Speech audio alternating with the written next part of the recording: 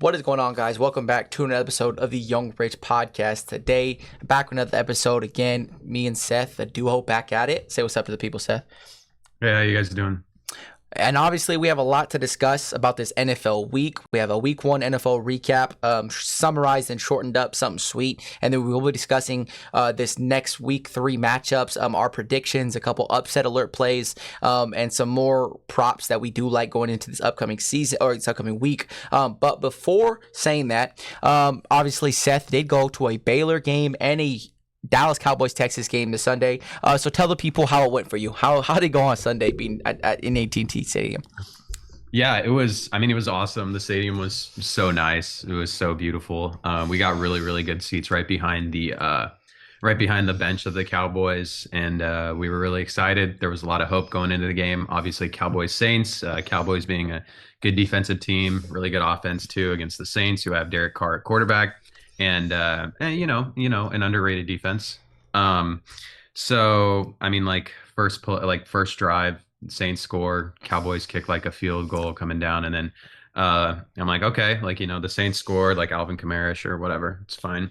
And then I don't know if it was the second or third drive, but it's like a play action pass. Derek Carr just like stands up in the pocket, slings it 70 yards down the field to receive Shaheed for a touchdown. And I'm like, oh wow, this is serious. Okay. And then it was like 14 to a point. And then the next drive, they scored another touchdown. I was like, okay, it's like 21-6 or something like that. I don't even remember. Like it was literally, they scored so much I couldn't keep track of when each touchdown happened and when Kamara got the 4 touchdowns that he got. But it was the only time the Cowboys scored, we were actually in line to get food at the stadium. So it was funny. The CeeDee Lamb touchdown. We were watching it on a big screen while we were waiting for a burger and a chicken sandwich. But it was very disappointing. I obviously went to watch the Cowboys win, hopefully, and the Saints absolutely put the pounding on the Cowboys. And I will admit that it looked like there were so many Saints fans at the stadium. It was crazy.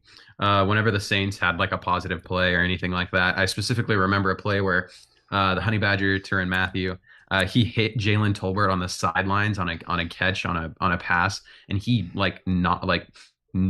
knocked him pretty heavy, and the whole stadium just like erupted. It was pretty crazy.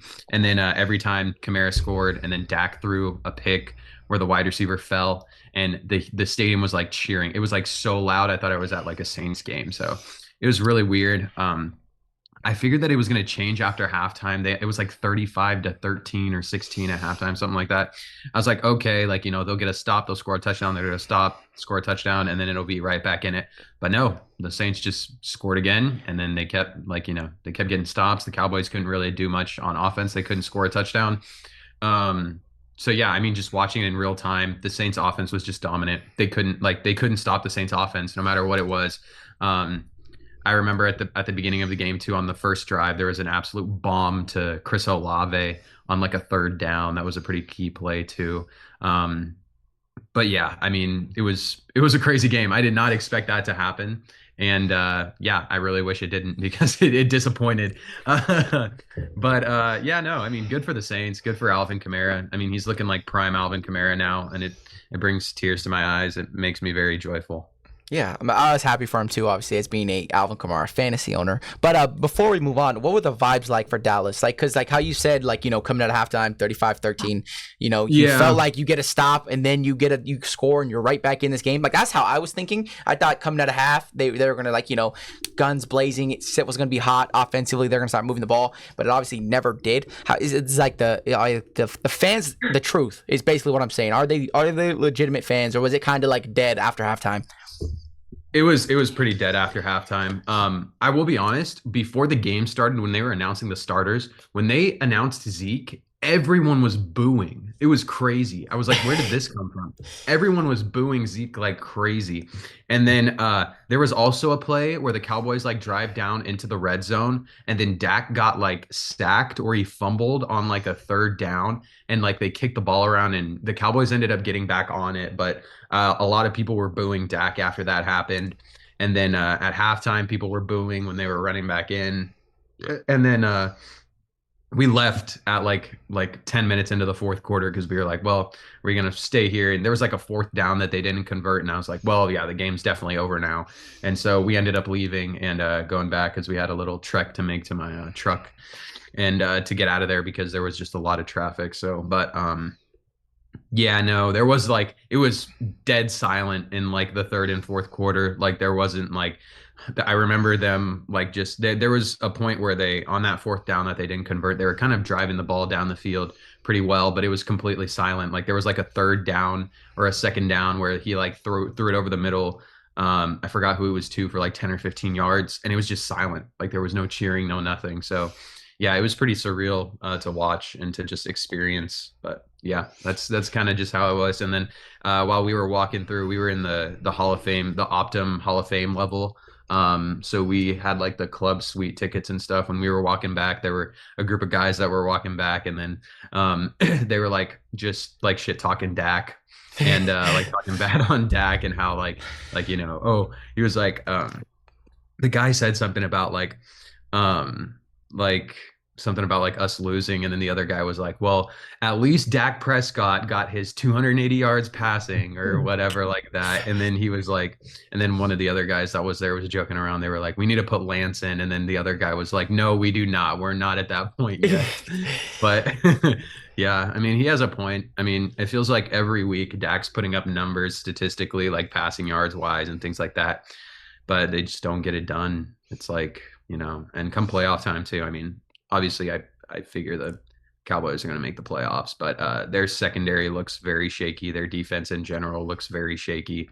Micah Parsons, I didn't really hear his name like at all Sunday. I don't even think they had a single sack the whole game. I don't think The secondary was like awful. Yeah, it was really, really hard to watch. I saw Trayvon Diggs get burned so many times. It was actually surreal. Like that bomb to Olave, he just had so much separation on him that it was pretty crazy. But yeah, those are kind of just my takeaways from the game. It was not what I expected. Yeah, and with all the offseason noise about, Jerry Jones saying we're all in and not making any moves, and then a lot of, looking for all the wrong types of attention and nobody being at their mini camp and their training camp, it's just a whole different vibe. So to see that Dallas is not feeling like a home game at home is interesting, and obviously because they're such a great home team, with that crowd and all. So that's something to definitely keep a look forward to, pay attention to going forward. But the first thing I did want to discuss is obviously Bryce Young getting benched. First overall pick just a year ago, picked over CJ Stroud. I mean, the Carolina Panthers traded up for 2 first-round picks and DJ Moore to get their guy of the future. And listen, I know the numbers aren't pretty, right? I will defend Bryce Young to the day I die, and I'm going to stick to how I believe. I still think Bryce Young has the potential to be a great quarterback in this league, whether it's top 10, top 15, whatever. I think he's more than capable of being a starting quarterback in this league. But listen, I mean, last year, what they did for him, no help. I mean, he had one of the worst O-lines in football. He had one of the worst receiving corps in football, not having any like true receiving threat outside of Adam Thielen, who's just old, and you know what I'm saying? He's not the same Adam Thielen from Minnesota. But I mean, listen, I genuinely feel bad for him, right? Because 2 weeks in, you got brought in Dave Canales, and you thought Dave Canales, he rejuvenated Baker Mayfield's career. He rejuvenated Geno Smith's career, right? And now both of those guys not only got paid, but are leading their teams. They're leading the charge for the last 3 years. And, so we had high expectations, high hopes for Dave Canales coming in here, right? And I get it, Bryce Young has not looked great. This offense has not looked great, right? Adam Thielen did take to in a post-game interview saying, this is the offense's problems. We got to get together. This is a team sport. We got to fix our stuff. We, right? Which is something great I like to see from a vet like him. But even Dave Canales, before he ended up getting benched, you've seen Dave Canales say, Bryce Young is our quarterback. Bryce Young is our quarterback. He said that multiple times after the game, post-game interviews, right? And then you start to hear a little noise about the owner wanting to bench Bryce Young, wanting to go in a different direction and just, kind of hit another hard reset at the quarterback position. But I genuinely feel bad for Bryce Young because I feel like he got put in such a tough position. It's where people go to die, careers go to die. I mean, you had Sam Darnold a year ago, a couple years ago, go here. Everyone was writing off his career. Baker Mayfield, same situation. Like this is not a great situation to be in if you go be the quarterback of Carolina Panthers. But I hope, and I'm one of those guys. I'm very optimistic for Bryce Young that even if this upcoming offseason they want to trade him,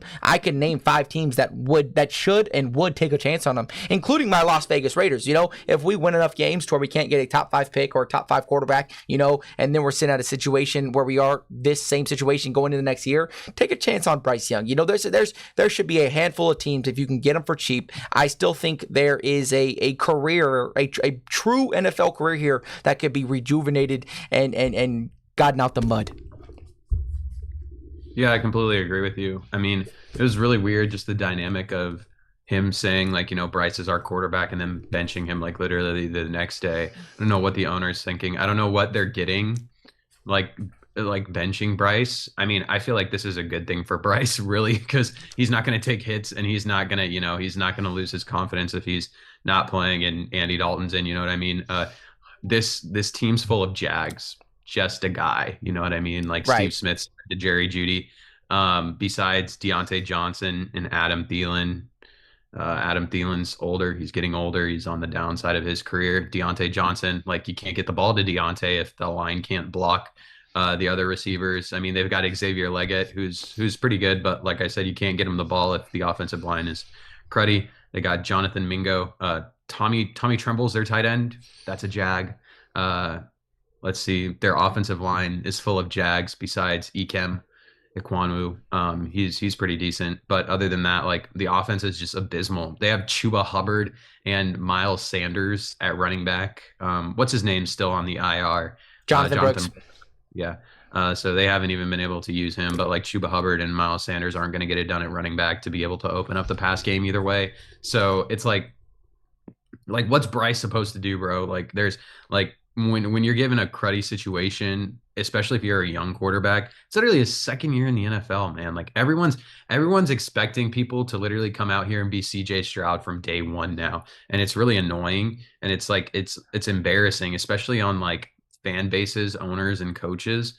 Like give him some weapons and give him some stuff to work with, dude. Like seriously. I mean, he had weapons and stuff to work with when he was at Bama, and and it wasn't even like as many weapons as former Bama quarterbacks had previously, because my goodness, other Bama quarterbacks have had some crazy weapons. Right. He did not have any crazy weapons, like crazy weapons when he was at Bama, and he still, won Heisman. He was absolutely insane. He did so well. This Panthers team is just so abysmal. It reminds me of the Pittsburgh Pirates of baseball, because there's just like older vet guys, and then you have like random guys that have a lot of potential, like Bryce Young, like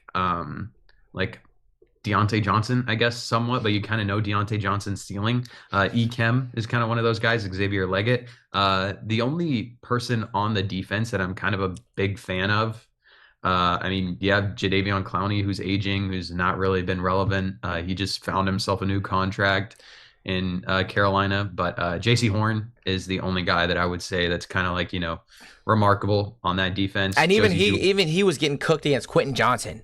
Like Quentin Johnson, you know what I'm saying? The guy who's supposed to be the worst first overall pick ever, so this whole place is just a fucking mess. Yeah, it really reminds me of the Pittsburgh Pirates of like the NFL. So, I mean, you're right. Quarterbacks go there to die. I mean, Sam Darnold and Baker Mayfield, right? People were writing them off as Carolina Panthers, and then look at Baker and look at Sam now. You know what I mean? It stands by a true test. It stands as a true testament to really what Carolina does to their quarterbacks.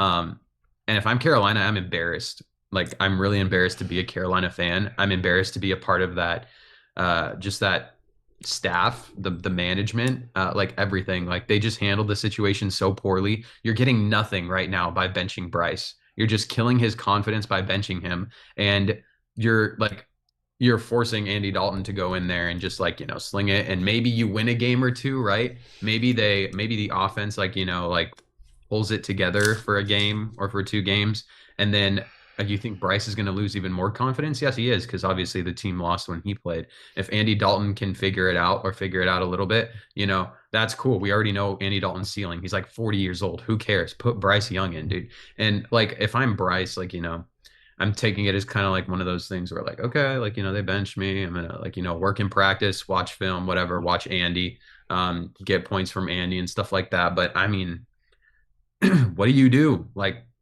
the Panthers sold their future and sold anything that they could do for Bryce. Like the whole trading away DJ Moore in that trade was disgusting. Along with the first and everything else, right? And like you sold out to get Bryce, but you didn't realize that you needed to help him. Right. So, yeah, I don't know. I mean, if I'm Bryce, I'm not requesting a trade per se, but if I'm Bryce, like I'm already like 1 foot out the door. You know what I mean? That Right. sort of situation. You're listening to calls, basically, is where we're at. And then obviously the next thing I did want to discuss a little bit is Brock Purdy going against the Los Angeles Rams this upcoming week. And one of the things that's most notable, right? Obviously losing to Minnesota this past week, 2-0. Sam Darnold, the absolute GOAT, went out there and just slang the ball around for a little bit, playing some backyard football. But Brock Purdy playing with no Christian McCaffrey, no Deebo Samuel this upcoming week. And you've heard it a lot in the media. A lot of people wanted to see Brock Purdy perform and play without some of those superstars, without some of those Avengers, right? And he's missing two of those, the best, arguably most important All-Pros on this team, right? You know the win-loss ratio when Deebo's in the starting lineup, and you know how important CMC is to a team. So how important is it? I'll let you take this over because you're a Brock Purdy fan. How important is it for Brock Purdy to prove that he can handle the workload and come out with a W without two of the Avengers on his squad? Yeah, no, it's going to be really important. This is going to be like the true like first Purdy game where it's like, okay, he doesn't have like his two major weapons. Ayuk has been absolutely abysmal since getting his contract. He hasn't done anything whatsoever. I literally have watched film on him. He's rounding his routes. He's not really, it looks like he's not even participating in plays, but like Jawan Jennings is literally out producing Brandon Ayuk, which is crazy at this point. Um, but you've got a guy like, Debo who gets touches at running back and wide receiver. You've got CMC who's dynamic out of the backfield too. Both of those guys being gone and for multiple weeks too. Debo's supposed to be out like 2 to 3 weeks and CMC's out for a while. It's going to be on Brock Purdy now. And last game against the Vikings, I mean, the Vikings did really well. I don't think Brock Purdy did bad at all. Obviously, he had that one interception, but other than that, he threw for over 300 yards. He had a touchdown. He only missed 8. He only threw 8 incomplete passes, and one of them was an interception. He kind of willed them into the game and just tried his best. There were a couple of fumbles, or there was a fumble. He got sacked like 6 or 7 times, which was insane. The offensive line has just been kind of like in the run game, they've been really well, but in the pass game, they have been struggling like crazy. And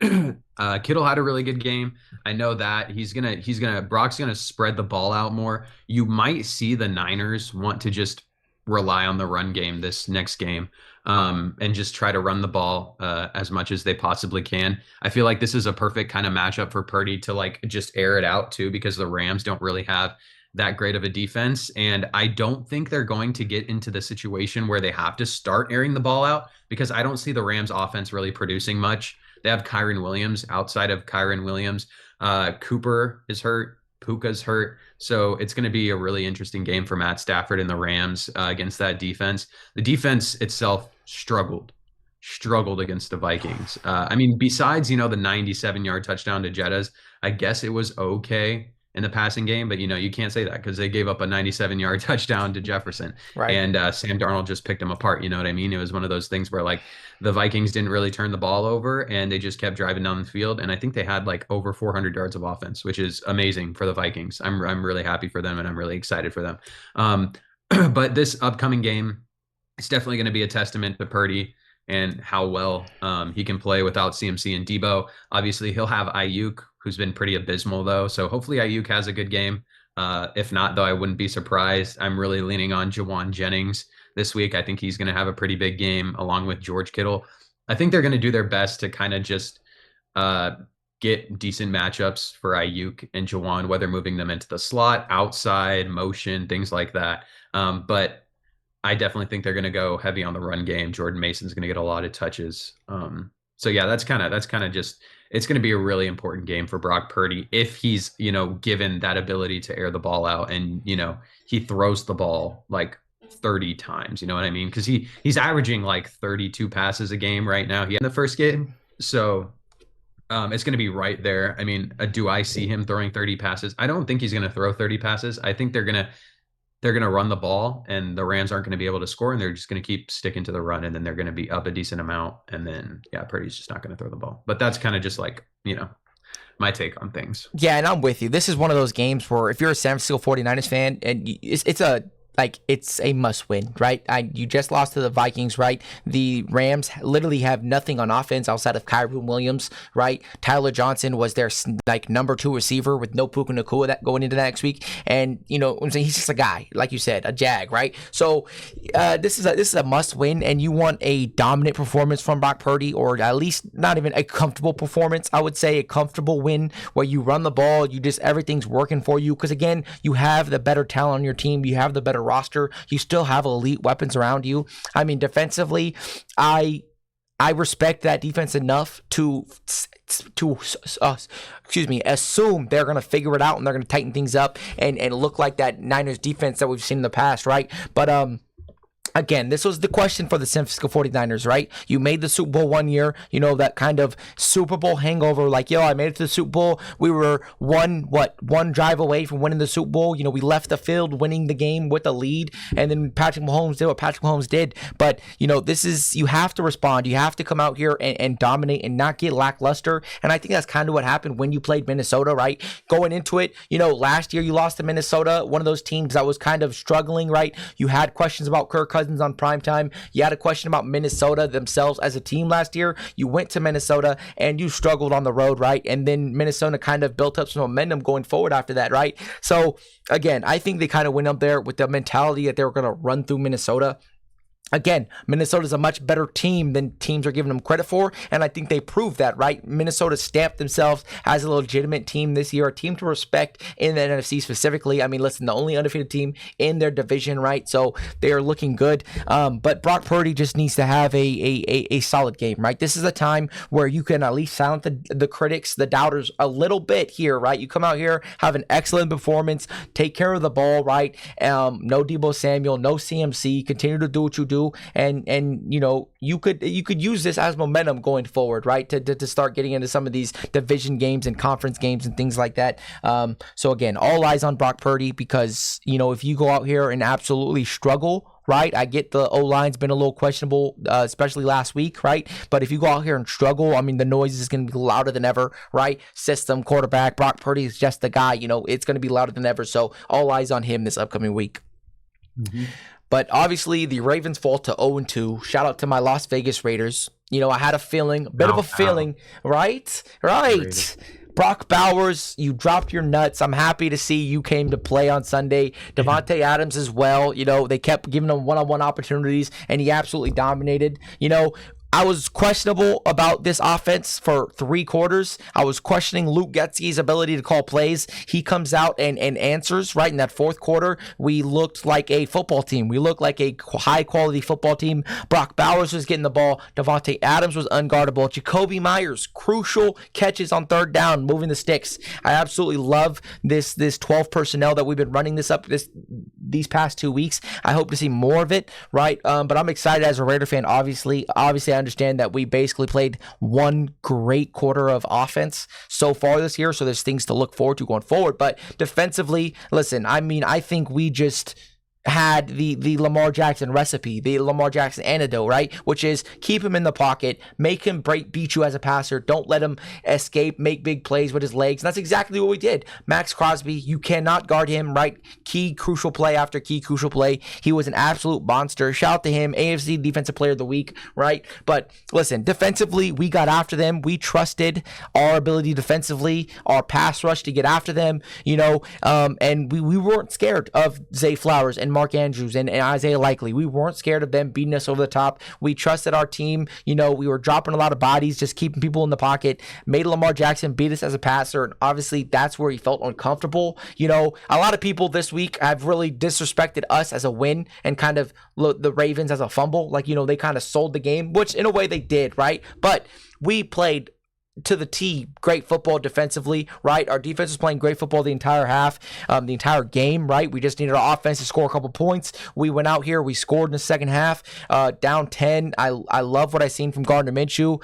That one turnover throw that he has a game at this current moment kind of worries me going forward against some better teams. You'd like to see just a clean game and not some of those, especially because the INTs have not been pretty. They've been ugly, but getting back to Baltimore, obviously the first 0-2 start for Harbaugh and Lamar Jackson as a duo since 2016. And obviously they will be playing Dallas this upcoming week in Dallas, right? I mean, listen, obviously you cannot go 0-3, right? You cannot start the season 0-3. The statistics already starting the season 0-2 don't support you making the playoffs. But if you lose to Dallas this upcoming Sunday, you put yourself in an 0-3 hole with how brutal that division is. With Pittsburgh starting on a 2-0 start, they could easily get out 3-0, and they have a soft first 7 weeks to their schedule, so they could climb and gain a bit of a lead in the standings. But listen, Cincinnati's also 0-2 as well. The Browns 1-1. I mean, this is just a must-win game. You cannot go 0-3, right, as the Ravens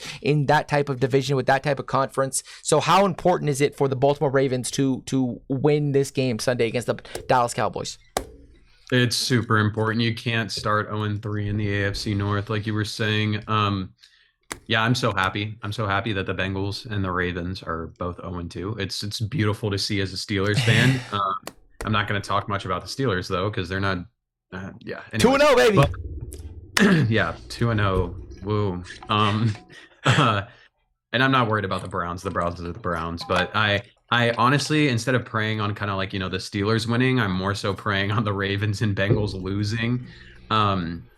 But the Ravens need to win this game. It's crazy. I mean, I feel like last year at this time, Lamar Jackson was stuffing stat sheets and the Ravens were just stuffing stat sheets and scoring so many points on offense, and their defense was just so good and things like that. But like, the Cowboys are coming into this game with something to prove. They just got blown out by the Saints at home. They're going to come out and they're going to fling the ball. Dak Prescott's going to throw the ball.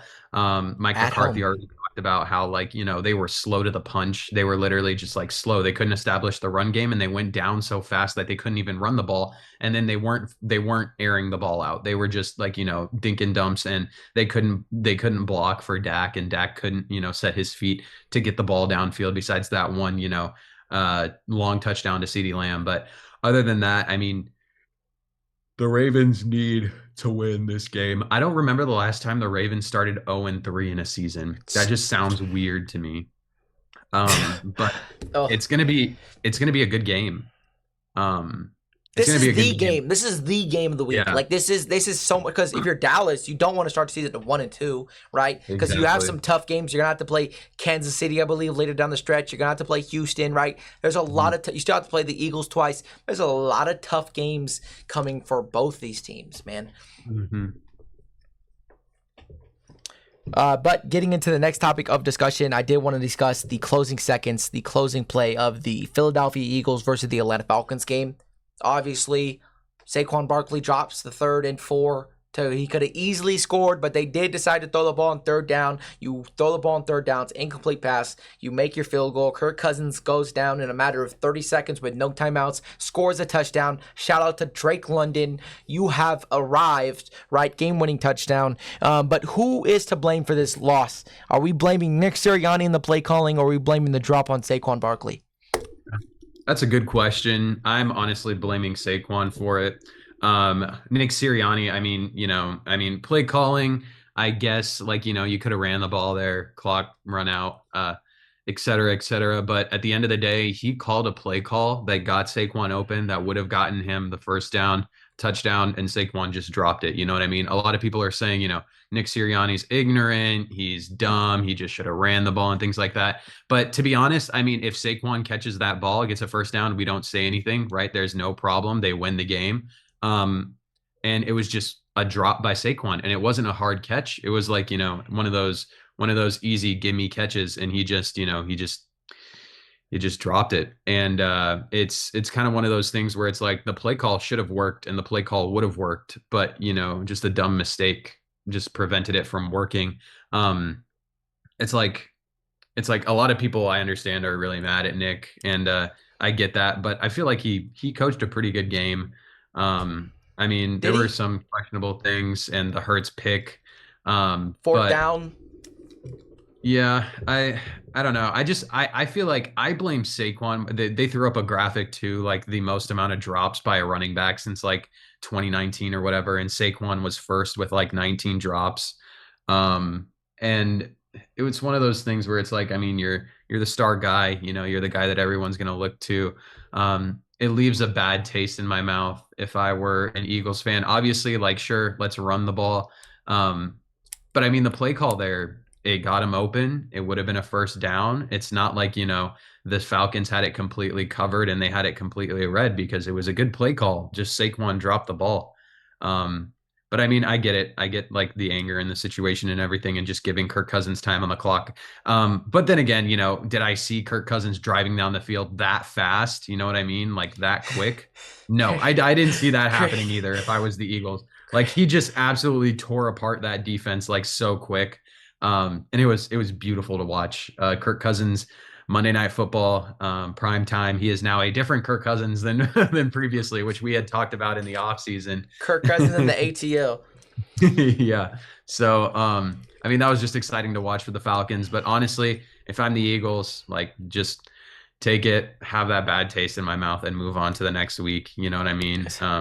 You could blame both. I feel like you can blame both, but I'm putting the blame more on Saquon. I'm just mad at Saquon for dropping that ball.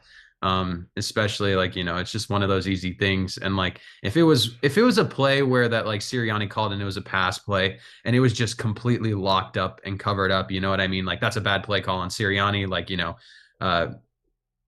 put all the blame on him. But the play call that was called, it worked. It was open. It was going to get the first down. It was going to win the game. And Saquon just could not execute. So that's just my take on it. Yeah, and I'm kind of in the middle ground as well because, again, I agree with you. Saquon Barkley, that's a catch you need to make for your team. We've seen a lot of players make those types of mistakes in crucial moments, and it hurts, right? And it just leaves you a bad taste in your mouth.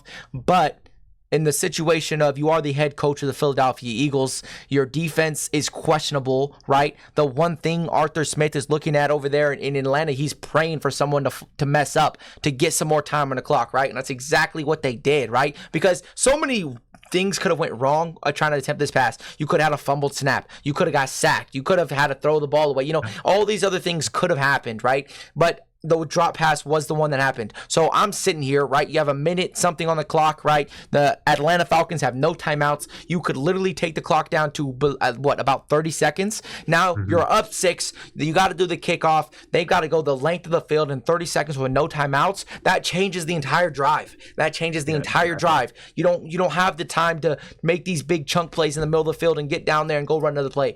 Everything changes, and it's just a tougher situation and different circumstances. So I'm putting the blame on Sirianni, not only because all game long you were going for it on fourth down, right? You were going for it on fourth down. You were not taking the easy points when you could have been up at least 3 scores going into that fourth quarter drive, and that game could have been over at that point, So there was a lot of questionable calls by Sirianni. I respect going for it on fourth down. I respect being aggressive, but when it came to the end of the game, you just have to know when to not do things like that because you've seen Dan Campbell a couple times, right? And specifically going against Dallas, you go for 2, you get the penalty, you get a defensive penalty, offensive penalty, you're 10 yards out, but you're still going for 2 because why? You're committed to do so, So in situations like that, I need to see the head coach play the analytics more than the big play game, right? Because I get it. He catches the ball, the game's over, undisquestioned. They score another touchdown probably on that play. The game's over regardless. Boom. Atlanta goes home 0-2. Philadelphia takes a 2-0 lead, right? Go 2-0 in the rankings, but also, you dominated the line of scrimmage that entire game. Saquon Barkley was having a great game running the ball, right? You were getting all kinds of push up front from your O-line. So in that situation, I'm the guy that's playing smart. I'm running the ball, right? Because I don't even know if Atlanta can stop me on 3rd and 4, 3rd and 3, So in my head, I'm playing the analytics there, and I'm playing the numbers game. So Nick Sirianni's got to take that one to the chest and just play smarter next time. Yeah. But getting into the next topic of discussion, I did want to discuss Caleb Williams' poor performance versus the Houston Texans, right? And I'll let you take this one off. Give me your thoughts and thoughts on the last game. Yeah, I mean, He's just not producing. I mean, the offense is just boring. Everything's like check down, you know what I mean? And the Bears are just being really conservative in their play calls, obviously to kind of protect Caleb and kind of like, just ease him into it. But I feel like they just need to pass the ball more. They just need to let Caleb just be Caleb. I mean, he threw the ball 37 times, right? Which is a decent amount. But they need to figure out the run game because the run game is literally so bad.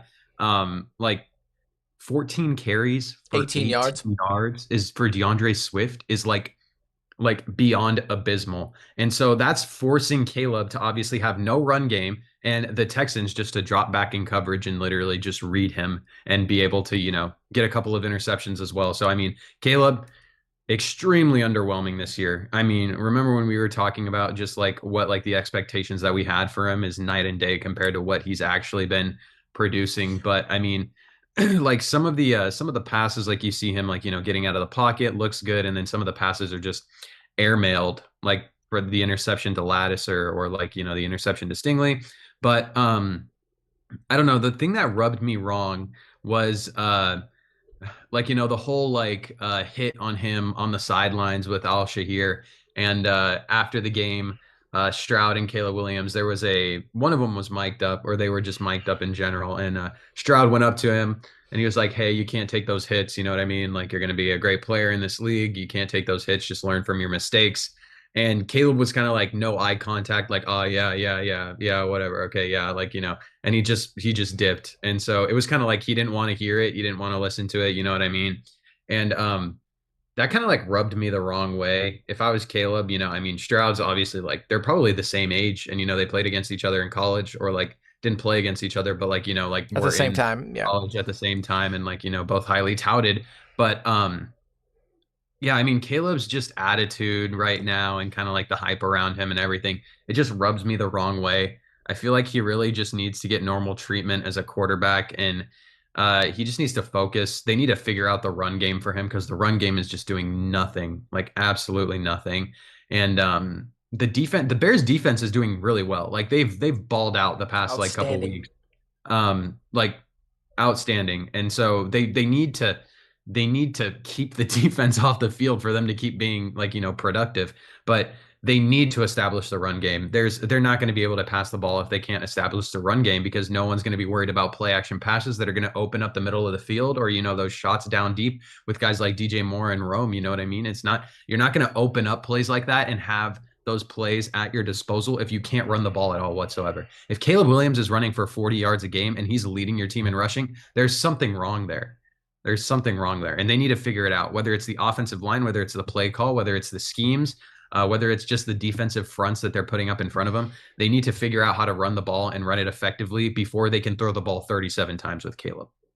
Yeah, and I'm 100% with you. Listen, last year they were a top 5 rushing offense, right? And I get it. Yet Justin Fields, he was a dual threat quarterback that you use as another running back, but there is no explanation for, like you said, 14 carries, 18 yards from your number one back, right? And any rookie quarterback, any good rookie quarterback needs a guy who's going to come in here and be able to run the ball, right? It just makes everything easier on the quarterback, right? It allows them to set up the play action and make everything easier for them, make the defense bite down on the run, right? Respect the run game.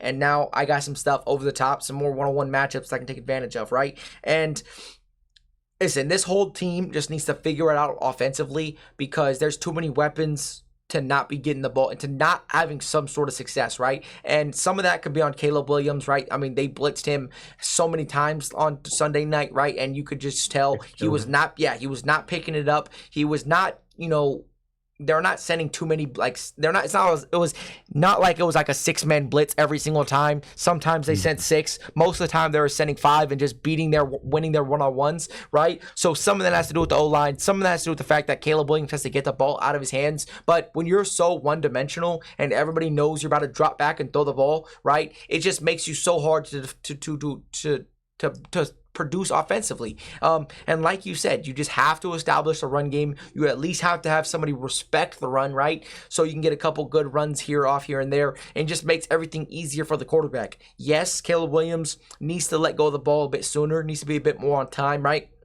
The improvising, I will say, was one of my biggest question marks for him coming in this year, and it's still a question mark, right? Are these concepts just like big play concepts that are not making it easier for Caleb? Maybe, let's say so, because either this entire receiving core is getting locked up or there's absolutely nobody open, And when you're playing a good defense like Houston and they're getting after you, they're blitzing you a lot, right? Specifically on third downs, they're sending an extra man. You have to be able to get the ball out quick, get some quick reads, make some easy plays. Help yourself on the sticks. Don't get too behind the sticks. And that's what I seen a lot on Sunday night was too many 3rd and 10s, 3rd and 12s, right? And you're forced to have a deep throw, something over the middle of the field. You have to kind of pick your poison. And when you're just playing that poorly and that behind the sticks, it's just hard to play football in the NFL. So yes, handful that has to go to Caleb Williams. Yes, it goes to the O-line. Yes, it goes to the play calling. Like, this is a whole group operation that's just not, so like, there was not one good aspect of offense on this team. Not the O-line, not the quarterback play, not the run game, not your receivers, outside of DJ Moore, like, really, I just didn't see anybody else that like was like, yeah, nice, that guy's balling, So they have a lot of questions to answer. So definitely, obviously, something we're going to be keeping an eye on going forward. But now I wanted to get into the believers/non-believers topic of discussion. Okay, so I'm going to go through some teams here. And then based on their start to this current season, we're going to talk, do we believe or do we not believe? That very, very simple. And the first team, 2-0 Pittsburgh Steelers. Yeah, I do not believe in the Pittsburgh Steelers. Not one bit. I'm glad you said it before I said it. Man, no, yeah, this team is just, oh my gosh. I was driving back from Dallas and I had the game on and I was just excited. I was happy that, I saw the Dallas game and the Steelers game was one of those midday games.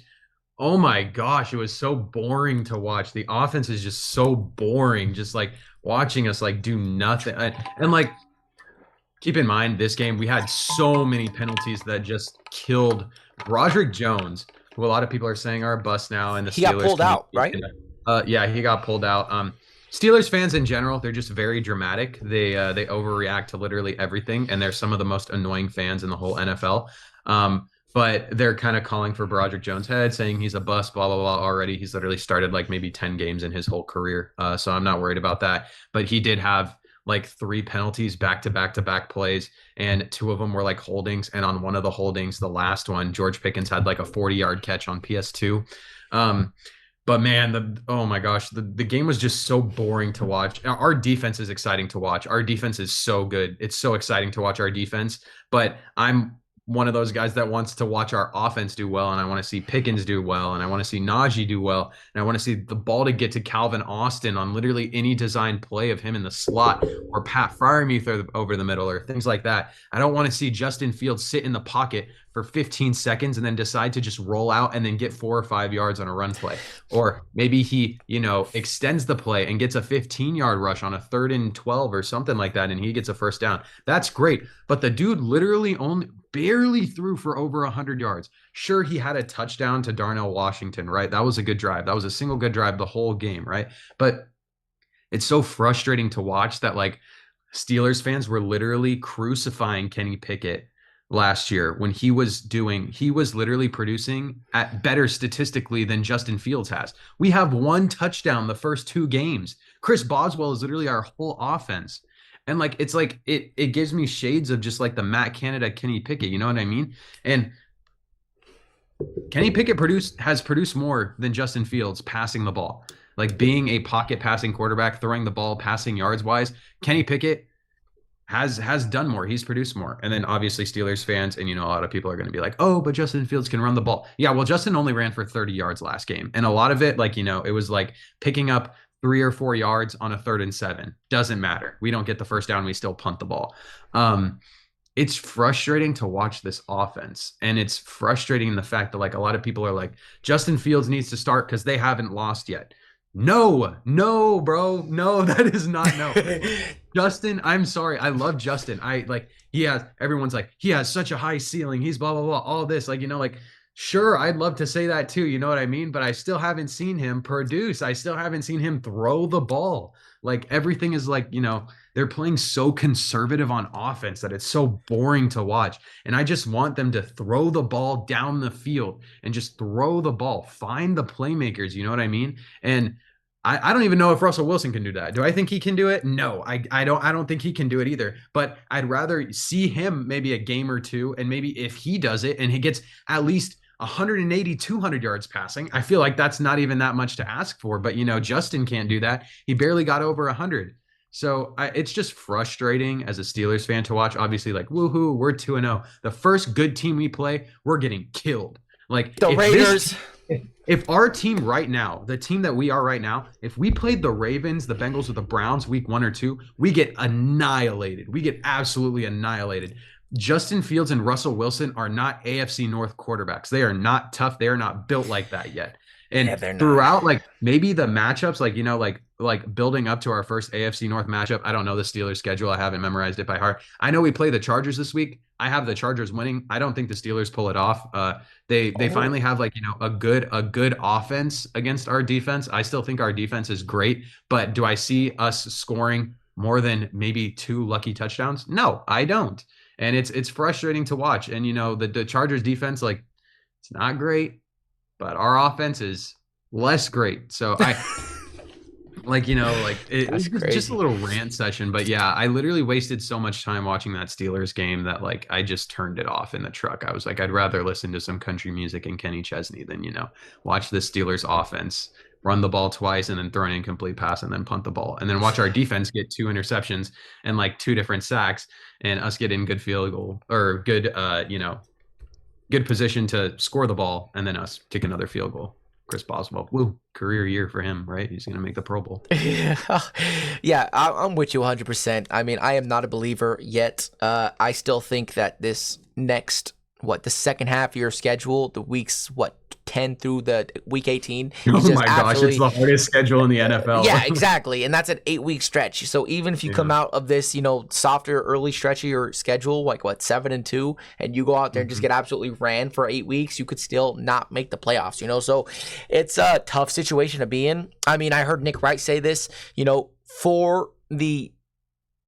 it would be good for the organization, for Pittsburgh as an organization, to have a losing record and to win about 5 or 6 games because you put yourself in better situation to get a true quarterback.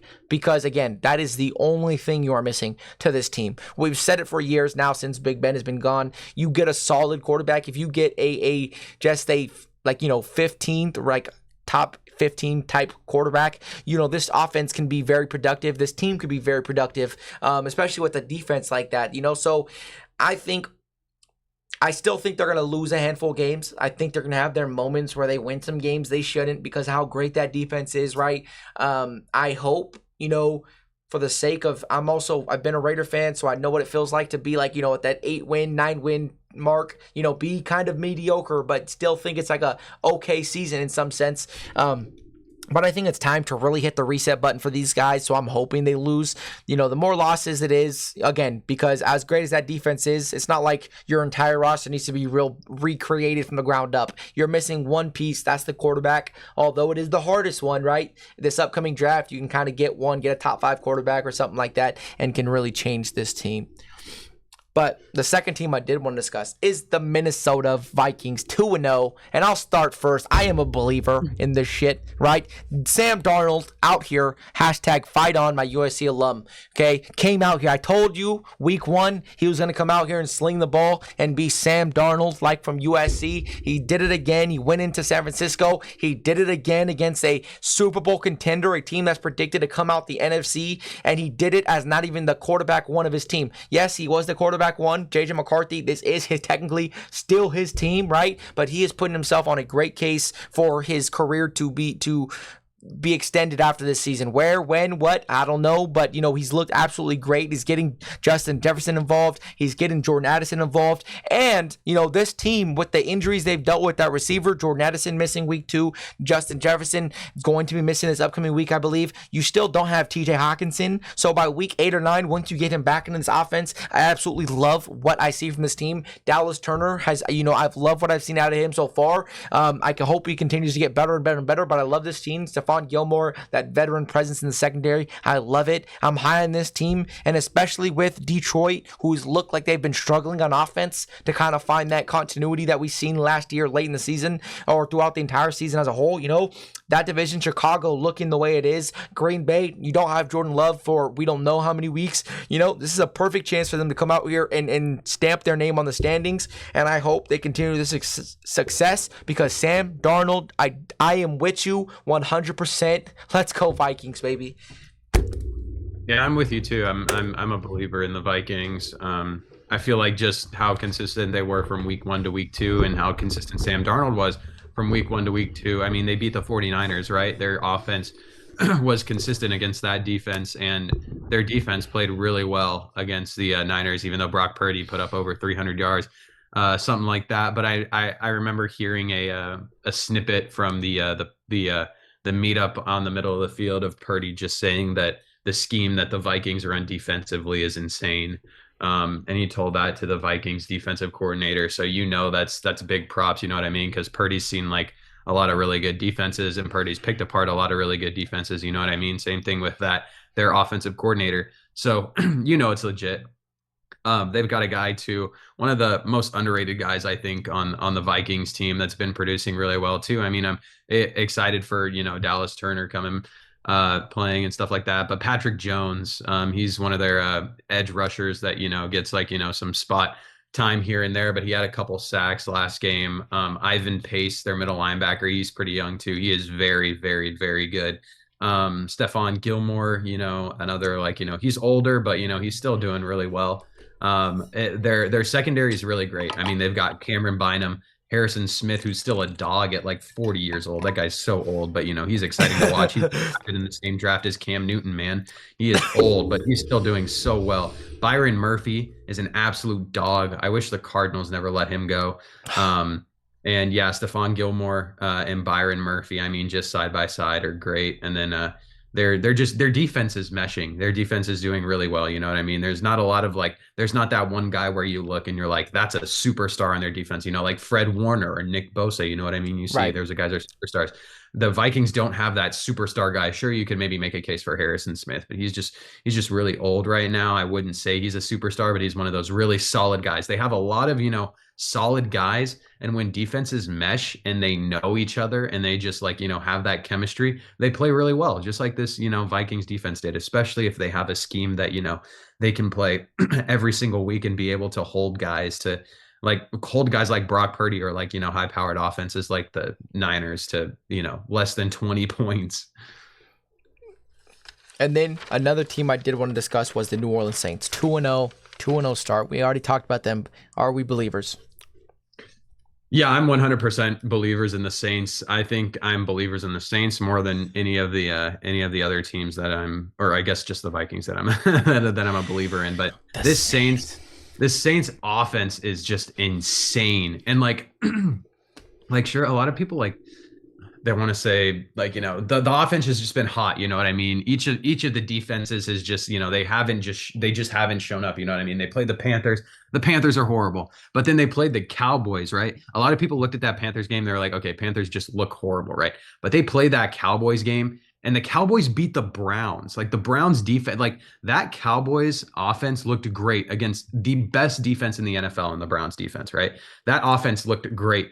And then they play the Saints, and the Saints hold them to less than 20 points, right? And that offense just looks unstoppable. Derek Carr only threw the ball 16 times, right? He only had 11 completions, 240 plus yards, a couple of touchdowns, right? I mean, one of them was, thanks to Alvin Kamara. I feel like ever since they started running this offense through Alvin Kamara, establishing the run through Alvin Kamara, getting him involved in the pass game, it's opened up everything else for everybody else. And they should have been doing this the past 2-3 years. And I'm so glad they got a different offensive coordinator and they fired their last one because he was he was splitting so many touches between Alvin Kamara and Jamal Williams, and then Keandre Miller when he was drafted last year. It was stupid. They didn't realize they had an absolute superstar, all Pro Bowl running back who had been to the Pro Bowl literally 5 or 6 years in a row, right?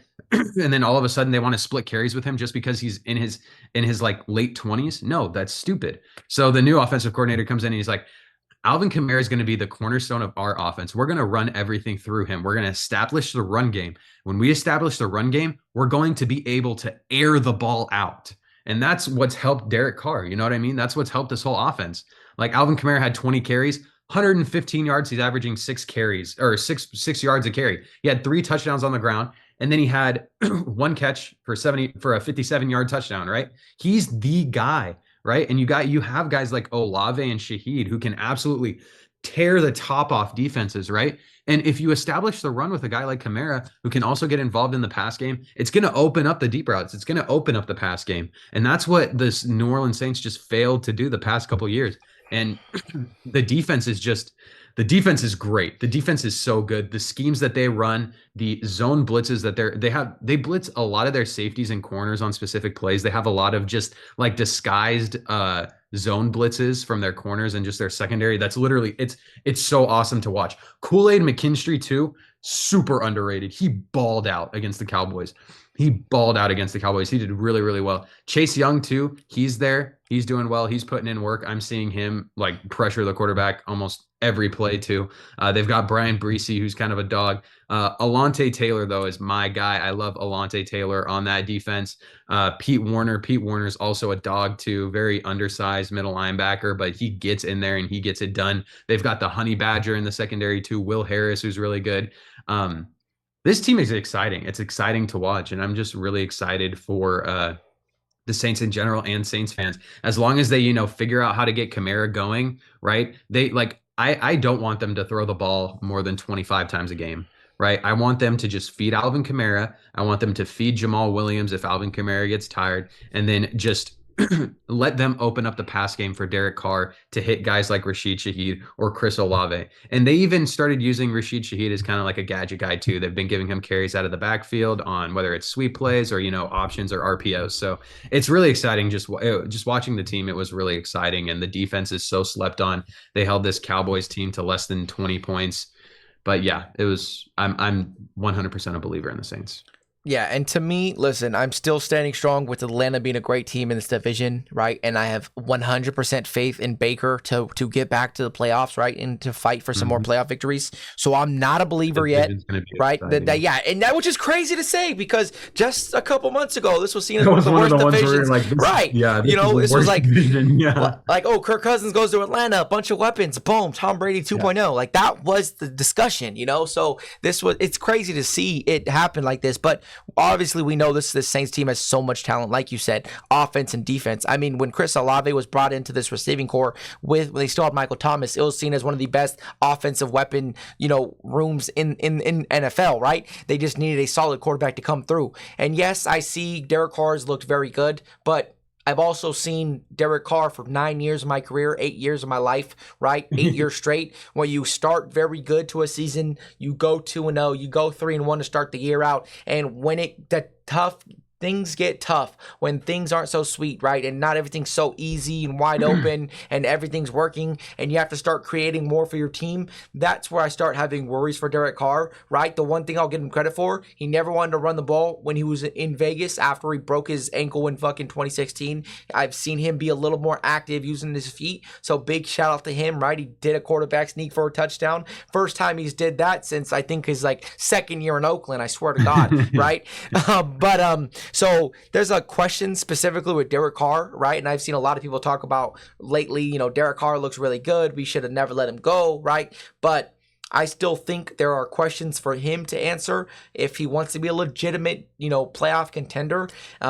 Because again, I also think that Dallas team was just I still think that Dallas team is spiraling this year, right? How week one went doesn't correlate to how I think the Dallas Cowboys season is going to end, right? They had a great game. Deshaun Watson sucks more than the Dallas Cowboys would be, you know what I'm saying? So I still have some questions with Derek Carr going into the rest of the season, but if he proves me wrong, I'll be nothing but happy to see, this division have possibly 3-2 teams make the playoffs. I'm all for it. But another team I did want to discuss is the Cincinnati Bengals, right? 0-2 start in the AFC South, the AFC North. How are you believers? Are you a believer? Yeah, I'm still a believer in the Bengals. I mean, obviously their week one woes are their week one woes. You know what I mean? They just didn't do well against the Patriots, and then they played the Super Bowl defenders, and they played very well that game. Like their defense played so well against Pat Mahomes. I mean, he had less than 200 yards passing and a couple of interceptions. You know what I mean? Bad So interceptions. yeah, bad interceptions, and so I'm not worried if I'm a Bengals fan. You know what I mean? What I am worried about is Jamar Chase. They need to figure out how to get him going. He's had a very abysmal couple last weeks, and his kind of the the little temper tantrum that he kind of threw. It's kind of annoying, but you finally see Jermaine Burton. He caught a 47-yard pass, so that's pretty exciting. And then Mike Gesicki, they just force him the ball, but they need to get the run game going. That was the big thing. Joe Mixon just not being there anymore. Both of their running backs having like 30 yards rushing each. I mean, it's just they need to get the I feel like they had timely carries, like when the yeah. drive was going, they had a big 4-yard carry to start the down off, Yeah. so yeah. And yeah, Joe Burrow did really well. I mean, 23 for 36, 250, 260 yards passing, and a couple touchdowns, no interceptions, right? No turnovers. So he did really well, and he spread the ball out really well too. The defense played well. Trey Hendrickson, couple of sacks. He's an absolute star. I'm not worried. I'm not worried if I'm the Bengals. I mean, I lose to a last second field goal to the Chiefs, right? And I mean, a lot of people talking about how the Chiefs are favored by the referees and all that stuff and blah blah. I didn't watch the game, so I don't know about the penalties or any untimely penalties and stuff like that. But I'm not worried. I'm not worried if I'm the Bengals. I mean, you obviously had a bad week one, like you usually have a bad week one, and then week two you play the Super Bowl, the defending Super Bowl champs, and you lose by a last second field goal. So I'm not worried at all if I'm the Bengals. Especially with them playing the Commanders this upcoming Monday night. I'm all in. Yeah. I expect them to go out there and dominate. But I'm a believer as well. I'm always going to be a believer in Joe Burrow until his legs literally fall off. But one of the biggest things that I just had to take, I mean, obviously, like you said, defense, when they play good competition, when they specifically play the Chiefs, they love to ball out. They love to show that they are legit. They are the real deal. Sam Hubbard, Trey Hendrickson, just some absolute dogs out there. And then their secondary actually played really, really well, took advantage of their, the lackluster talent at the receiver position in Kansas City, right? Isaiah Pacheco gets hurt throughout that game. Carson still comes in. You get a fumble. I'm not worried if I'm Cincinnati because this is a team that you've kind of had their number for throughout your career since Joe Burrow's been there. So I'm happy for them going forward. I still think they're going to be just completely fine.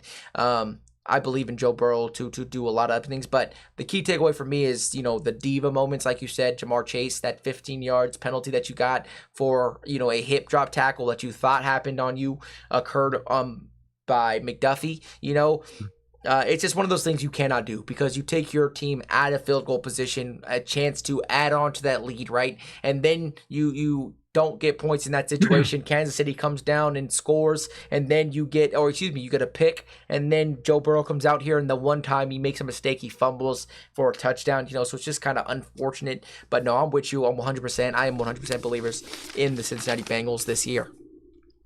And then getting into the second half of our episode today, I did want to discuss, before we get into our week 3 predictions, I did want to discuss, if you have them ready, 2 or 3 player props that you love for this upcoming week. Yeah. I have, hold on one second, let me pull them up. I actually have one of the ones that I really, really like had it in my notes here. It's no worries. I'll go first. I'll start with the first one. Yeah, go ahead. My first pick, I think this one's absolutely easy, right? I got Zamir White over 44.5 rushing yards. His prop dropped from 65 week 1 against the Chargers to 44 against the Baltimore Ravens. He struggled a little bit against Baltimore, didn't establish a run game. But now we're going to be playing Carolina at home, first home game of the year, where Carolina has allowed 200 rushing yards per game. I think this is going to be an absolute sweat-free slip, right? And AP has already talked about he wants to get Zamir White more touches. He says he's trying to get him 20 touches a game. So if you're trying to get somebody 20 touches a game against a team like Carolina, this is a perfect time to do it. I think he's going to absolutely go for at least 100 yards this game. So that's my first prop of the week. I'd like to say that my first prop of the week is going to be Aaron Rodgers over passing yards. I'm trying to check what the actual line is here. It's 215 yards passing, and they're playing the Patriots. I just think this is the week that the Jets offense is going to just explode.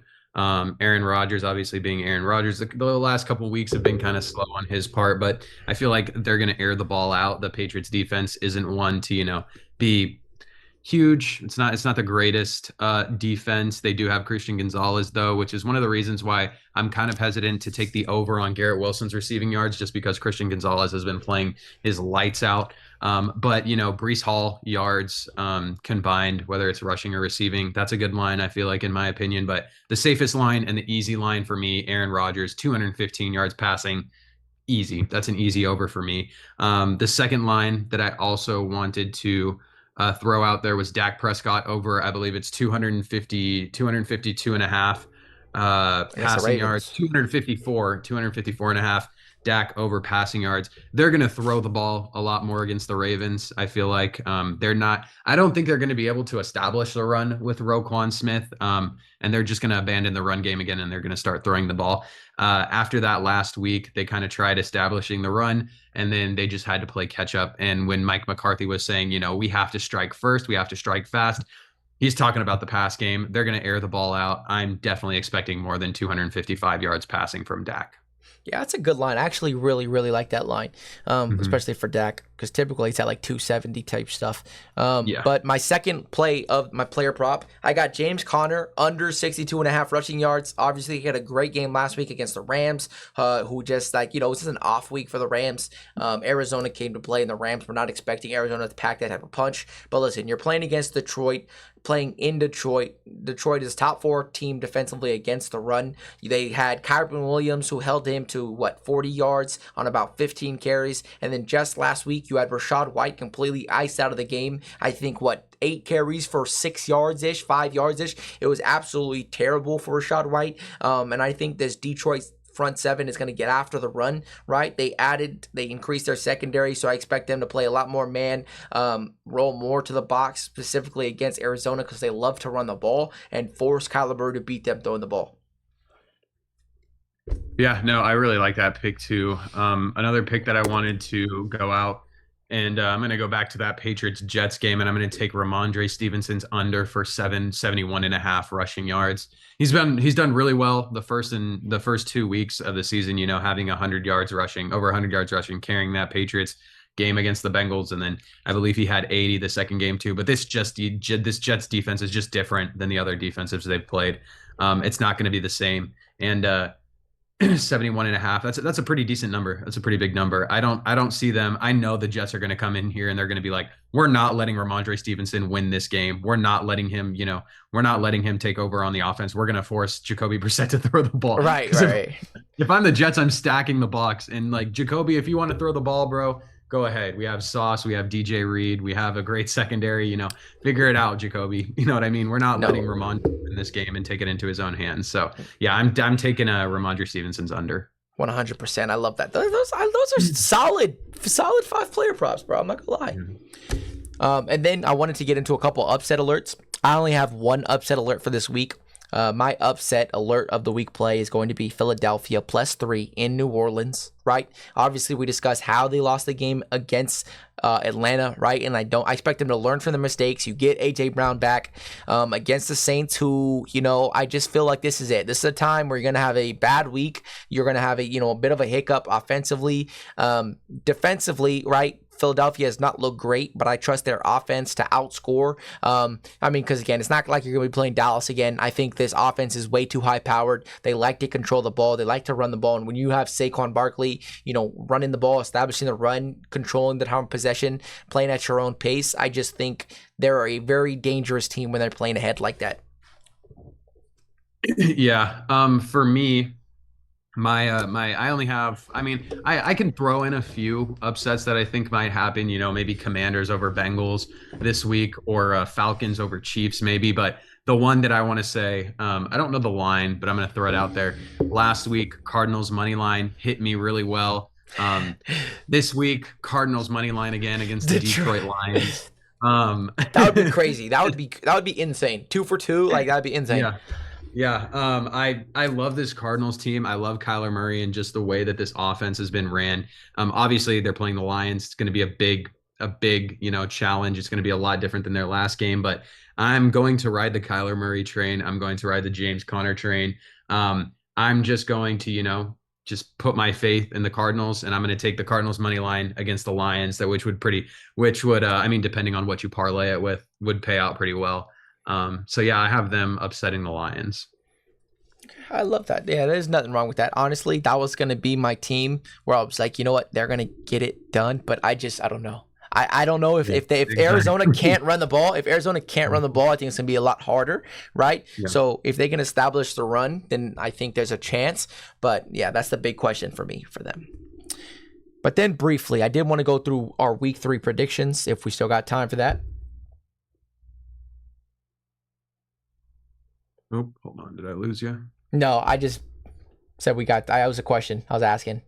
Make sure what'd you? Okay, sorry. What'd you ask? Sorry, my computer. No, you good. I said we good on time. Yeah, no, we're good on time. All right, cool. So week 3 predictions. Thursday night we have New England going into the New York Jets. 5:15. Who do you got? Jets in this one.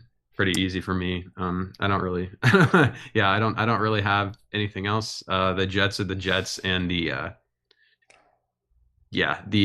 Patriots are the Patriots. I don't see the Patriots winning this game. I also didn't see the Patriots winning the Bengals game though. But this Jets defense is elite. The Jets offense, they can get it done. I think Aaron Rodgers is going to step out this week, and he's going to, hit that line that I was talking about. He's going to do really well. Bryce Hall is going to do really well against this defense. And Jacoby Brissett and Ramondre Stevenson just aren't going to be able to get anything. I feel like the Jets are probably just going to dominate time of possession. They're going to have the ball a lot. So I have the Jets pretty easily. Yeah, and I'm with you. I really don't have much to say. That is better talent, better quarterback play, and I don't believe the way that New England Patriots have been playing is going to continue to be that successful, right? You got lucky against Cincinnati, right? You played good against Seattle. How sold am I on Seattle? That's still up in the air. I'm still questioning their defense and their ability offensively, but I'm 100% with you. New York Jets all the way. And then we got the first game on Sunday morning. We have the New York Giants going into Cleveland. Who do you got? The Browns. The Browns are going to kill the Giants. I mean, the Giants' offense is completely abysmal. They haven't been able to figure it out, and now they're going against the number 1 defense in the NFL. Maybe not statistically on the stats, but the Browns are the best defense in the NFL. They're so good. They're absolutely stacked. Consecutive road games too. That's pretty tough for the Giants. A really, really good defense against a really suspect offense. Yeah, the Browns are going to win this. I have them probably winning by more than 2 touchdowns. Have the final score, let's say 28-10 Browns. Yeah, I think it's going to be an absolute fucking bloodbath. I'm not going to lie to you. Daniel Jones is going to have 2 picks at least. This defense is just too good. And as a Browns defense fantasy owner in both of my leagues, this is time for them to step up and really give me some fucking points, all right? I've been waiting too long. I took them over the Jets. I took them over everybody else. And now the Browns are playing so well. So this is time to go out there and stamp and say, I still who the fuck I say I am. The Browns dominate. I wouldn't be surprised if it's like it gets ugly and Daniel Jones gets pulled. Going into the next game, we have Green Bay, questionably, possibly still Malik Willis going into Tennessee. And I'll start this one off because this is a bit of a hot one. I got Tennessee pulling it off. Okay, the reasons why, listen, Tennessee has played very good defensively. They still got some great weapons around you. Calvin Ridley's looked amazing, right? Tyler Boyd, DeAndre Hopkins, a lot of weapons. Tyler Tony Pollard's looked very, very good, right? Offensively, their O-line, you did just draft a new offensive tackle. This offensive line has some question marks, but I trust them against Green Bay specifically, right? Green Bay defensively was really the biggest question mark. I think they got away with the win against Indy just because, Anthony Richardson, he's just, he's a big play guy. His performance week 1 against the Texans was based on 3 plays that really grew his stat line like that. So I'm trusting Tennessee to not turn the ball over, for Will Levis to take advantage, and this defense to take advantage of a young QB in Malik Willis. The only way I could see this game going the other way is if Josh Jacobs has an absolute monster game. Right. Yeah. Again, but I expect them to stack the box and minimize his results. Yep, exactly. I'm also picking the Titans here too. I feel like Will Levis has made a couple of boneheaded plays in the last 2 games to kind of just keep the Titans from winning the games. You minimize those boneheaded plays from Will Levis. I feel like he didn't do too bad of a job last game, but he just has to be better in general for the Titans to be successful. But the Packers have Malik Willis. They obviously did not want Malik throwing the ball last game. They heavily relied on the run, and that was kind of teams are going to know that now. Going forward, they're going to run the ball. Josh Jacobs, they're going to run everything through Josh Jacobs, and they're just going to try to open up, the pass game via the run. But even when they open the pass game via the run, they're still going to just try to run the ball. So the Titans are going to know that. The Titans are obviously a better defense too. So I feel like they're just going to stack the box, like you said. I have Titans winning this game. I don't think it'll be a blowout. I think it'll be a closer one, kind of lower scoring game. I have the Titans winning 21-17. Yeah, that's about it. The under. Mm-hmm. Getting into the next game, we have Chicago going into Indianapolis. Yeah, I got Chicago here, right? Just because the fact that the way your defense has been playing, this is by far the toughest defense that, maybe outside of the Texans that Indy's going to play. Like, they have it rough the first couple weeks. The way your defense, they just did is CJ Stroud, I expect him to come in here and do absolutely worse things than Anthony Richardson, right? He's still very young, receiving core-wise. I don't really trust Michael Pittman or Alex Pierce or any of these guys to really be someone I'm scared of defensively. But this is one of those games where if you cannot run the ball, if you're Chicago against literally that's the worst rushing defense in football, I don't know what else to say to you, all right? This is a game where DeAndre Swift, Khalil Herbert should get absolutely going, make it easier on Caleb Williams. And then defensively, again, they just have nobody else outside of Kenny Moore and their first overall pick, Latu from UCLA. I just don't see anybody in this defense that worries me. So I think this is going to be not a blowout, but a dominating win. Yeah.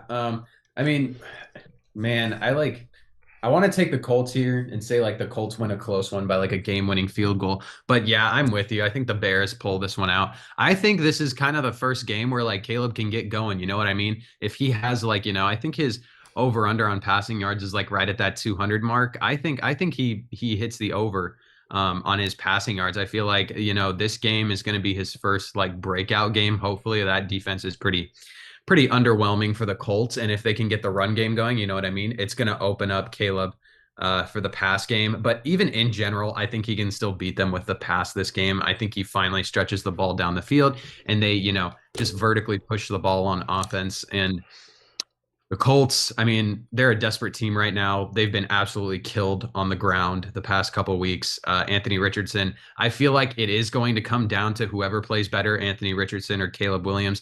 And the Bears defense just looks so good that I don't think Anthony Richardson's going to pull it out over Caleb because the Colts defense is just so bad. But yeah, definitely taking, a couple more lines. DeAndre Swift over rushing yards, Caleb Williams over passing yards. I can definitely see those as 2 pretty viable lines coming forward this week. But yeah, I think the Bears edge this one out. Yeah, and I'm with you. And then next week we have the Houston Texans going on the road, playing the top dogs in the NFC South, the Minnesota Vikings. Go ahead, give me your pick. I have the Vikings taking this one. There we go. Yes. Yeah. I don't know. The Texans, sure, they're 2-0, but I feel like both of the games they've played have been pretty close. You know what I mean? They haven't been pretty blowout games where wow, the Texans are so dominant. You know what I mean? It's going to be 2 pretty big games against, 2 undefeated teams.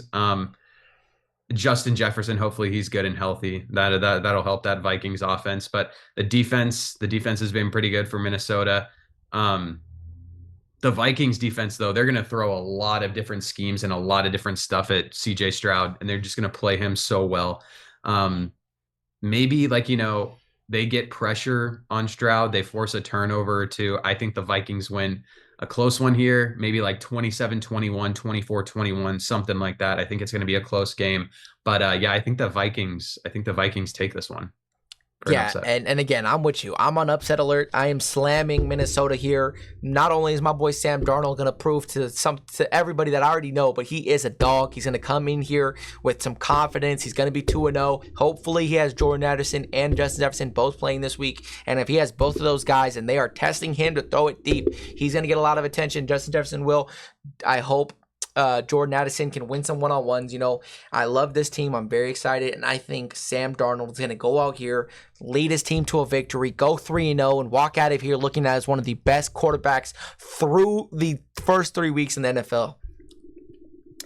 Getting into the next week, obviously, I did already discuss them as my upset alert, right? Is Philadelphia going to play in New Orleans versus the New Orleans Saints? Obviously, you already know who I got. I got Philadelphia. Give me your pick. I have the Saints here. I have the Saints. I'm gonna roll with the Alvin Kamara Saints train. I feel like, the Eagles should be 2-0, right? If Nick Sirianni, just ran the ball. But just talking about it more, I just think that the Eagles defense, I thought they were going to be so good this year. They've kind of been a little sus, and that Saints offense has looked unstoppable. So I think this is going to be it'll be kind of a high scoring game. I feel like, at least for the Saints. I feel like the Saints defense, though, they're going to stop Jalen Hurts and they're not going to really be able to get anything going offensively, especially if AJ Brown is out another week. But we'll see. It's going to be a pretty exciting game. I'm really happy for either team who wins this game and pulls it off. But I'm going with the Saints, and I'm going to say the Saints are going to pull this one out, 27-20. Okay, not bad at all. And then we get into your hometown team, excuse me, not your hometown team, your team, the Los Angeles Chargers, going into Pittsburgh to play the Pittsburgh Steelers. Who do you got? Yeah, so this game is the most underwhelming 2-0 versus 2-0 game, right? Both of these teams are undefeated. Does it feel like both of them should be undefeated? Nope, Not at not at all. all. So it's going to be two pretty physical style games. I don't think there's going to be a lot of passing yards. I don't think there's going to be a lot of points scored. I know that the over under, I think, of this game is maybe like in the mid 30s. Or less. Yeah, I know, right? Chargers. I have the Chargers winning this one. I have the Chargers beating the Steelers. I already talked about it. I think the final score is going to be 21-17.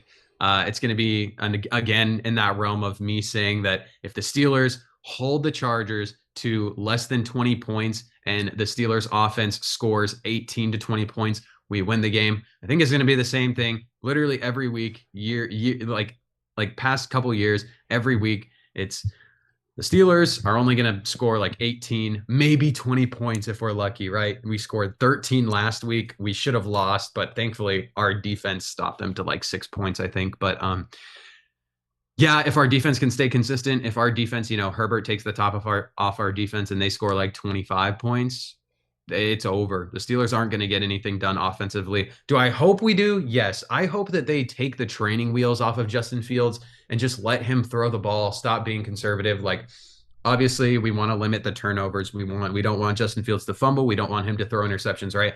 But I want us to score touchdowns. I want to watch the game. You know what I mean? And I don't know. I just don't have the Steelers winning this one. I don't think they'll start off 3-0.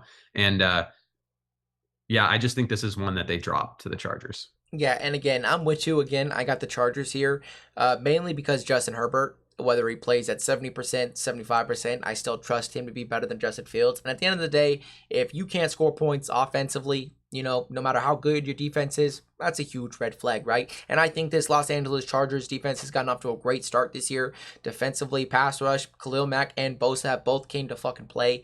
They have been dominant through the first 2 weeks. And with the Pittsburgh Steelers, O-line, you've seen a couple questionable plays, questionable things from the O-line this past week against the Broncos. So, am I sold on their O-line?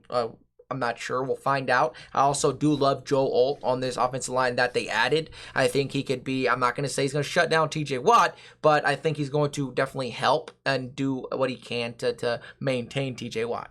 So I definitely got the Chargers winning here. Then getting into the next game, we have the Denver Broncos traveling to Tampa Bay to play the Tampa Bay Buccaneers. Who do you got? I've got the Buccaneers in this one. This one's I don't easy. really have.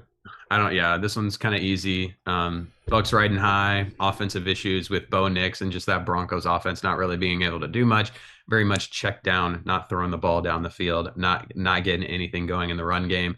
Tampa Bay's defense, they're not like crazy like big names or whatever, but they're still getting it done. They're playing pretty well, and Baker Mayfield is playing his lights out. Like he's playing so good. So I'm going with the Bucks. I think they're going to keep rolling. I have the final score being 26-13 Bucks.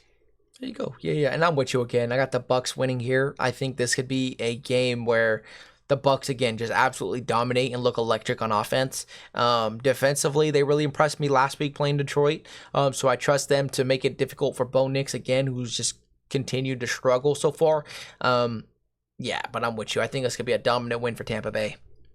Then we got the next game, first afternoon game. We have the Las Vegas Raiders playing at home versus the Carolina Panthers. And I'll take this one off. I'll start. You know who I'm going with. This is the Las Vegas Raiders. I don't think there's any other choice this week, right? We're playing the worst team in the NFL with one of the worst rush defenses in the NFL as well. And I think Zamir White's going to have his breakout game. I think Zamir White can go for 120 yards and a touchdown. I think what we want to look for from Gardner Minshew is to limit mistakes, no bad throws, no bad turnovers, and to limit the sacks. Use his feet to extend some plays if the pressure for whatever reason is there, right? But I just want a clean game offensively and defensively.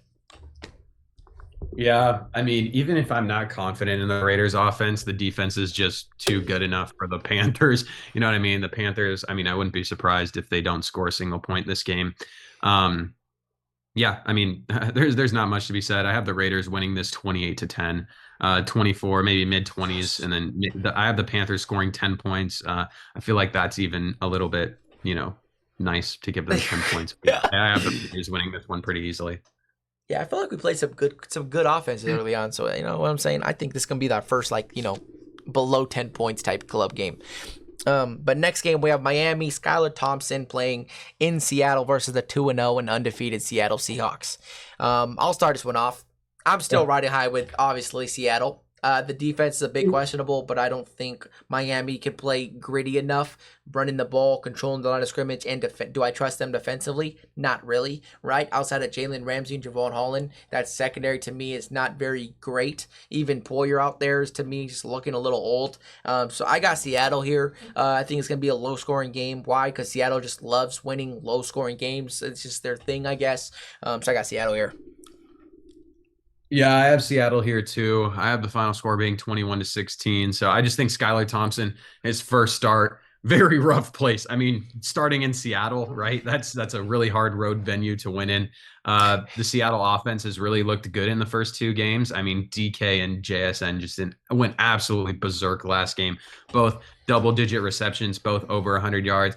And I mean, I think Geno Smith's going to have a pretty big game this game, just because the offense is probably going to control the time of possession. They're probably going to have the ball so much just because I don't think that Dolphins offense is going to do much at all with Skylar Thompson at quarterback. So, yeah, I have the Seahawks winning this one.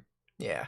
And then getting into the next game, obviously the biggest game of the week that we can both agree on. We got Baltimore traveling to Dallas. Who do you got? I've got the Ravens. Thank you. I'm going to say, yeah, I mean, this is going to be a gritty game. I feel like the final score I've got for the Ravens Cowboys is 27-24. I feel like it's going to be a really close game. Maybe like, a final drive touchdown or a final drive field goal, game-winning field goal. And obviously Justin Tucker being Justin Tucker, maybe he pulls it out. But the biggest thing is going to be the Ravens offense. I feel like both teams have, their issues offensively, but the Ravens offensive line just being able to block and, Derrick Henry being able to establish that run game against the Cowboys defense and Lamar Jackson being able to air it out. You know what I mean? That Cowboys defense did not look very good at all whatsoever. After watching what the Saints did to the Dallas defense, I think that the Ravens are going to be completely fine running the ball, getting Lamar Jackson in space or getting Derrick Henry in space, and then that being able to open up passing lanes in the middle of the field or also just down the seams. So yeah, I have the Ravens winning this one. I think it's going to be not a higher scoring game, but a higher yardage total. So I have the Ravens winning 27-24. Yeah, and then again, another game that we can just agree on. I just feel like you cannot go 0-3, especially being in that division. This is a must-win game for Baltimore and Cincinnati this week, and I expect Baltimore. Again, I've defended them and said their biggest issue was not running the ball enough, not dominating the line of scrimmage, and they have to get back to that. At some point, you have to realize what you truly are, what Lamar Jackson, where he's best at, and that's when you could run the ball, right? Stop with all this. Derrick Henry is in the game. We run the ball. We bring in Justice Hill. That means we're throwing the ball all 3 downs. Like you're just too predictable. So get back to some stuff. Get under center if you have to. Get Derrick Henry comfortable. Create some play action plays. Some easy passes for you to get your guys involved, because Zay Flowers tweeted out last week after the game against Vegas, he was verbally upset that he wasn't getting more touches in the second half of games to close games out. So this is a must win for them. They have to win. They cannot go 0-3 that division. Going into the next game, we have the San Francisco 49ers going into LA playing the Rams. And again, if they had either Puka Nacua or Cooper Kupp, just one of the two, I would go with the Rams. But not having either of those guys and not knowing if you're going to be able to consistently run the ball with Blake Corum or Kyron Williams, right? I just don't trust his offense enough. Do I trust Matthew Stafford to make big plays? Sure. Do I trust the Rams defense to hold up like a top 5 defense for 1 week? No, I don't, right? And I just think without Cooper Kupp or Puka Nacua, it's just a very tough place and tough situation to win in. So I got the Niners here. I've got the Niners too. I think that they take it behind a good game by Brock Purdy. I think Purdy's going to have a pretty solid game. Do I think they're going to score 30 points? No. But I think they'll probably edge this one out. Let's say 24-13. I think Rams will get some points on the board. I don't think they'll score much though.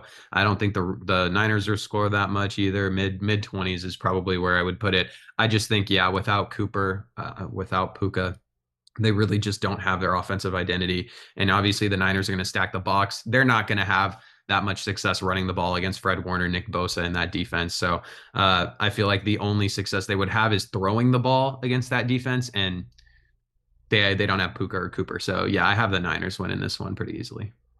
Yeah.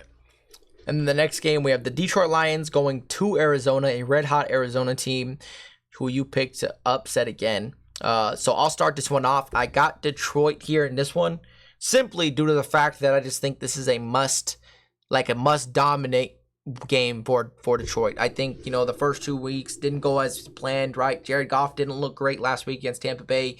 You didn't look that, your team didn't look that good against the Rams on opening night. So I think this is a game where you have to go out there and dominate, right? I'm not saying you have to blow them out, but just dominate the game in all aspects. Defensively, rush defense has to be there. You cannot let James Conner get going like that. Again, I expect a big Jahmyr Gibbs / David Montgomery type of evening. Yeah, and obviously I have the Cardinals winning this one. I'm going to put my final score. I think this is going to be a shootout. I think there's going to be a lot of points scored. I just have a feeling about it. I have the Cardinals winning 34-31. I think it's still going to be a pretty close game, but it's going to be high scoring.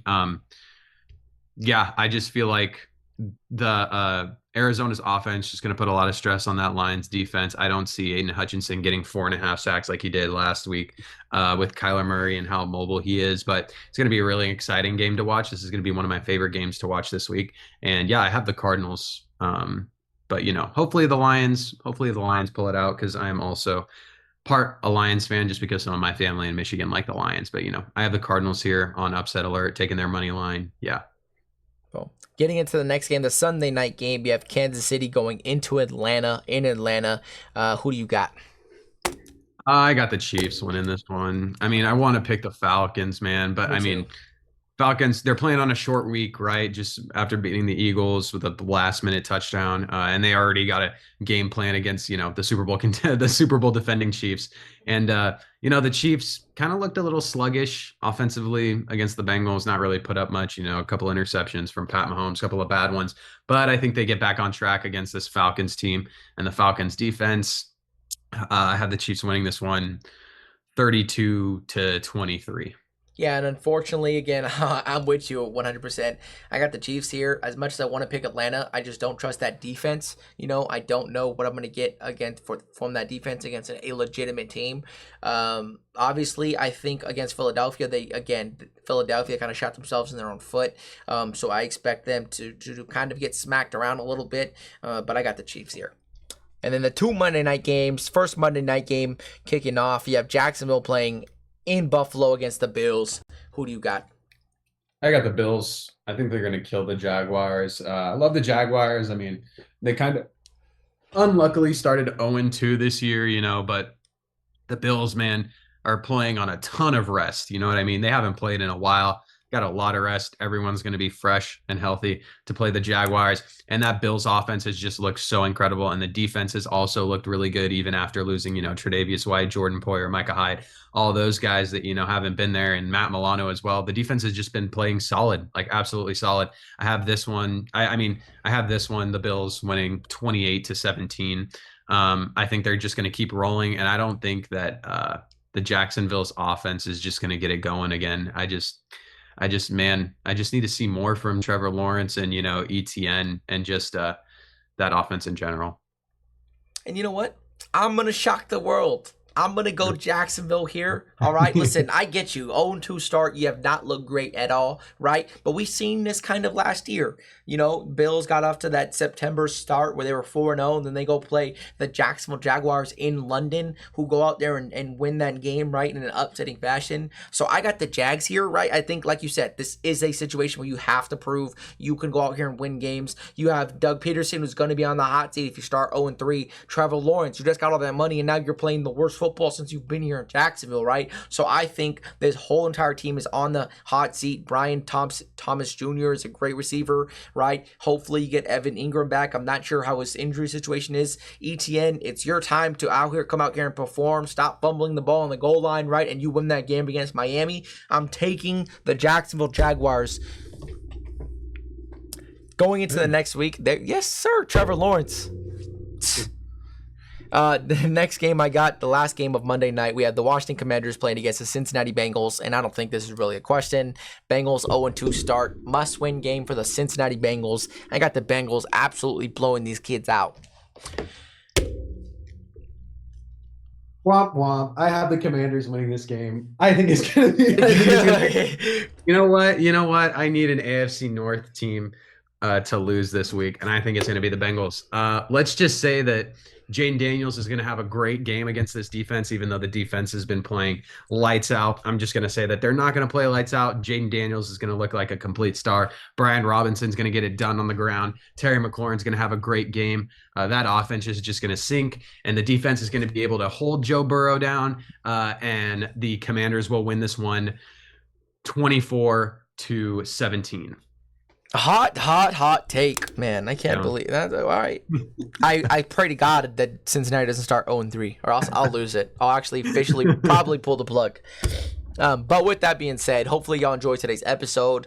It was a long bit of an episode, but hopefully if you listen through it, we appreciate you for showing support. People who've been liking and following me on TikTok, we appreciate the support as well. Again, if you want to check out Seth's card collecting and reselling and stuff that he does on his own personal TikTok, the link will be in the description below as well. And if you're listening to this on YouTube, make sure to like, comment, and subscribe, and turn on post notifications. We post 2 times weekly. And if you are listening to this on Apple Podcasts or Spotify, whatever podcast platform you use, make sure to like and follow the show, to give it a 5-star rating. It helps the algorithm. And with that being said, appreciate y'all today. We out.